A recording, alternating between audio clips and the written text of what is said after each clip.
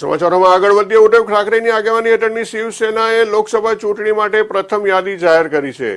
શિવસેના યુટીબી નેતા સંજય રાઉતે લોકસભા ચૂંટણી માટે કુલ 17 ઉમેદવારોની યાદી જાહેર કરી છે. ન્યૂઝ એજન્સી અનુસાર શિવસેના યુબીટીએ મહારાષ્ટ્રની 17 લોકસભા બેઠકો માટે ઉમેદવારોના નામ જાહેર કર્યા છે. અનિલ દેસાઈને મુંબઈ દક્ષિણ મધ્ય લોકસભા બેઠક પરથી ટિકિટ આપવામાં આવી છે. આ સિવાય મુંબઈ દક્ષિણથી અરવિંદ સાવંતને ઉમેદવાર બનાવવામાં આવ્યા છે. શિવસેનાના સંજય રાઉતે કહ્યું કે મહારાષ્ટ્રમાં 17 બેઠકો માટે ઉમેદવારોના નામની જાહેરાત કરવામાં આવી છે. પાર્ટીના વડા ઉદ્ધવ ઠાકરેએ મુંબઈ દક્ષિણ મધ્ય લોકસભા સીટ પરથી અનિલ દેસાઈની ઉમેદવારીની જાહેરાત કરી છે. આપને જણાવી દઈએ કે મહારાષ્ટ્રની 48 લોકસભા સીટો માટે 5 તબક્કામાં મતદાન થશે.